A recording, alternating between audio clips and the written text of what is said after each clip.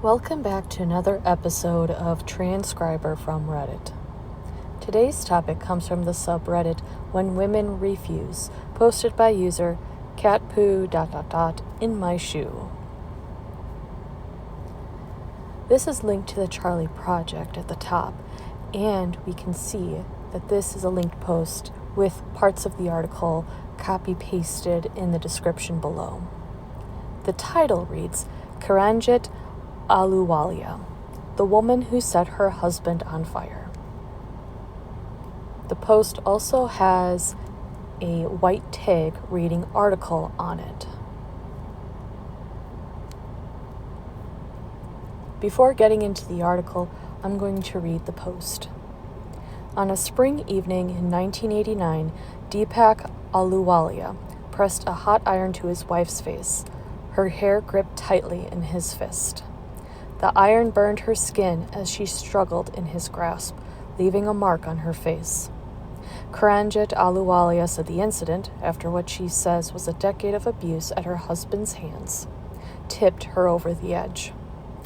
Quote, I couldn't sleep, I was crying so badly, I was in pain, physically and emotionally, end quote, she told the BBC, 30 years on. Quote, I wanted to hit him. I wanted to hit him the same way he hit me. I wanted to hit him the way he hit me. I wanted to hit him so he could feel the same pain I was feeling. I never thought further. My brain had totally stopped, end quote. That night, while he slept in bed, she doused her husband's feet in petrol and set him alight. She grabbed her son and ran out of the house. Quote, I thought I'm going to burn his feet so he won't be able to run after me. I will give him a scar so he will always remember in the end what his wife did to him. So every time he sees his feet with a scar, he will remember me, end quote. Kiranjit maintains she did not mean to kill her husband. But 10 days later, Deepak died from his injuries. In December that year, Kiranjit was convicted of his murder and sentenced to life in prison. Kiranjit grew up in Punjab, northern India. Despite both her parents dying by the time she was 16, she said her childhood was always very loving. The youngest of 9 siblings, she was doted upon by her older brothers and sisters. Towards her late teenage years, however, pressure to marry began to build. Quote, I never wanted to get married, so I went to my sister in Canada. I didn't want to settle down in India to get married and to have children like my sister-in-laws had. I wanted to work, earn money, live my own life, end quote, she says. But it was something she had to accept after her sister in England found a match. Quote, he came to see me in Canada. We talked for about 5 minutes, and I said yes. I knew that I couldn't escape. I had to get married. So that was it. My freedom gone, end quote. Recalling her first impressions of her husband, she said he was, quote, very good-looking, handsome, and charming, end quote, but she never knew when he would snap. 1 minute he was as good as gold, the next he was horrible. She said the abuse began the first day they were married. Quote, if he got angry, that was it, end quote, she said. Quote, shouting, abusing, throwing things, pushing me around, threatening me with knives. So many times he would strangle me. I'd end up with bruises and unable to speak for a few days. I remember it was his birthday, and I worked overtime, and I bought a gold ring for him as a birthday present. That same week, he lost his temper, and with that ring, he broke my tooth. He punched me in the face, end quote. Kiranjit says every time she tried to leave, her husband would find her, bring her back, and physically beat her. 5 years into their marriage, the couple visit India, where Kiranjit told her older brother about the abuse she had suffered. Her family was initially upset, but after an apology from her husband, they convinced her to return home. A few months later, back in England, the abuse began again. Deepak began to have extramarital affairs and demanded money from his wife, which led to the argument before the fire. Quote, I couldn't escape, couldn't get a divorce. There was family pressure to have a kid. Everyone said if you have a child, maybe he'll change. He'll become a responsible man. He never changed. He just got worse, end quote. Side note, this is why you don't have children in a marriage like this. You're just bringing an innocent soul into a world, and they'll also suffer the abuse and see the abuse. Continuing on, when Kiranjit stood trial for the murder of her husband, she says the abuse she suffered was disregarded, and she felt angry upon hearing the sentence. The prosecution suggested she was motivated by jealousy due to her husband's affairs, and the gap between the argument and her retaliation was long enough for her to calm down and think rationally about her actions. Quote, I had full confidence in British law. I thought the British law is a modern law and they would understand me, how much I suffered. They never understood how many years I suffered, end quote. Once in prison, Kiranjit says she felt free, away from her husband. She played badminton, took English classes, and even co-wrote her book, which was later made into a film about her life.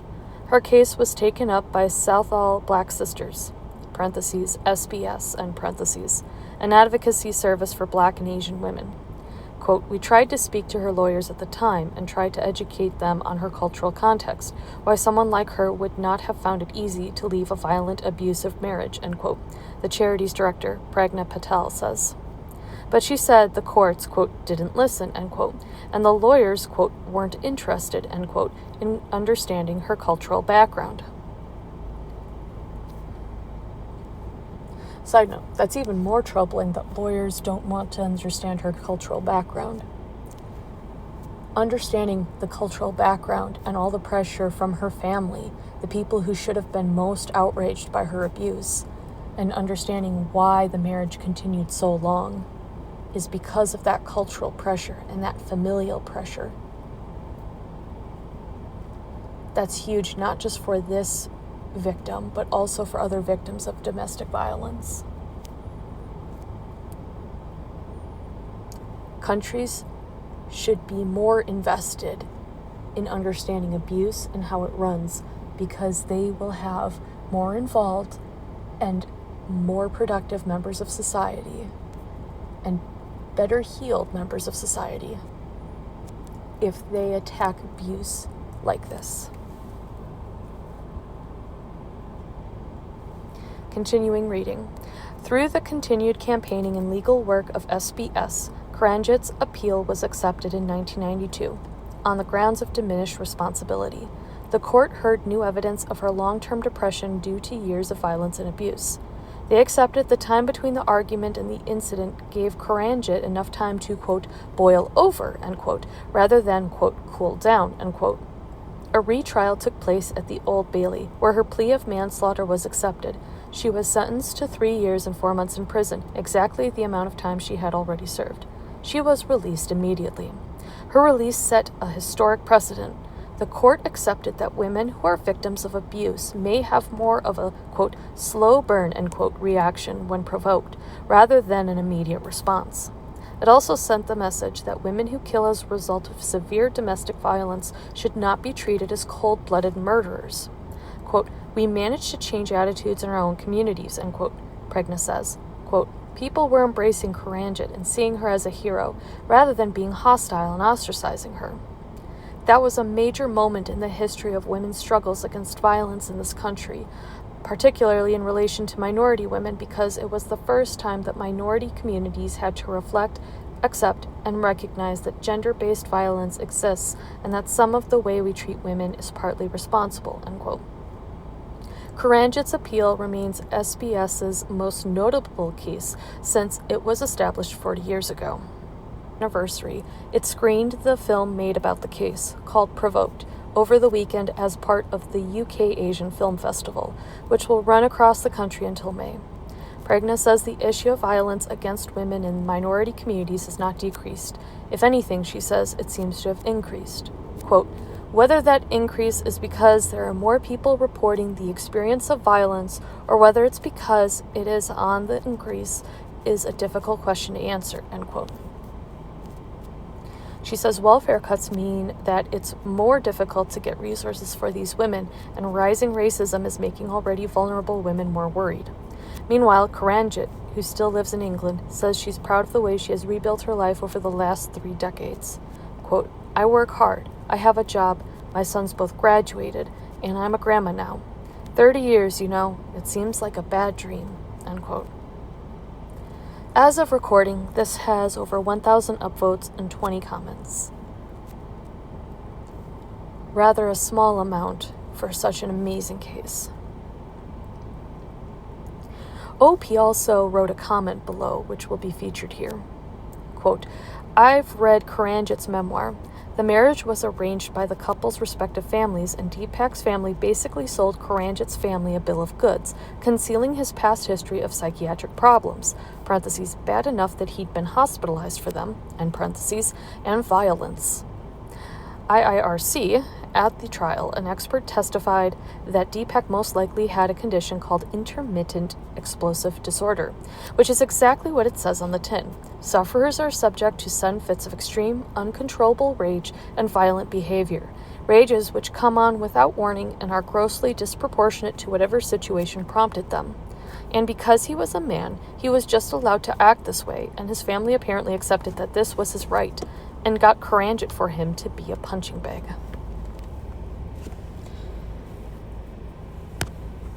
Note, this happens across the world regardless of culture and regardless of boundaries. Now, yes, arranged marriages not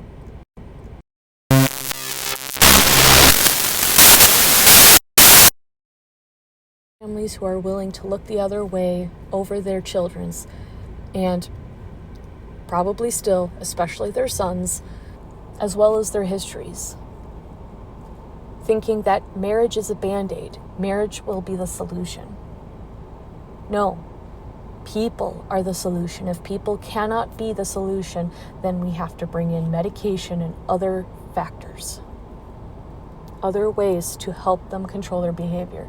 That kind of behavior, this intermittent explosive disorder, is something that affects people deeply. They do not just wake up from it after getting married and be healed from it. This is something they carry with them their entire life, and it affects everyone in their inner circle. And it is something that if you knew a stranger had it, would you want that stranger to be around a child? Not even your child, just a child. Someone who is still growing and learning to be human, still adapting, still understanding what it means to be someone in a world full of both good things and bad things, but who doesn't have the mental capacity always to be able to react to it in what adults would consider age appropriate.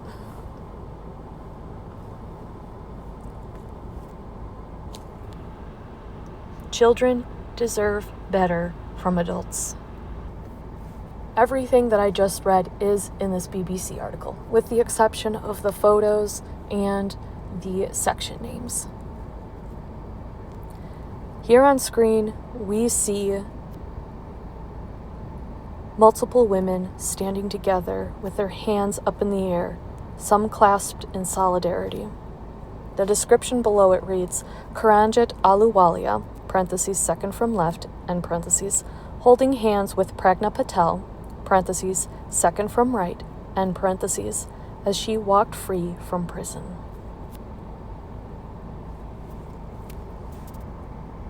I'm so thankful that this organization exists, and I encourage you to check out this organization and donate to them. As always, the links for the article and BBC will be in the description below.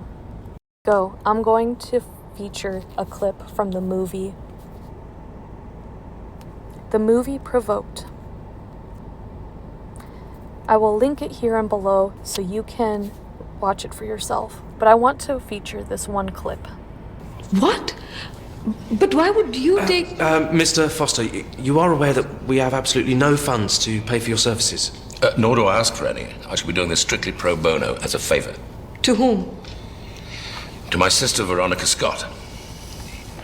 She's acquainted with your client at Marwood Hall. Indeed, I believe they're cellmates. You are her brother?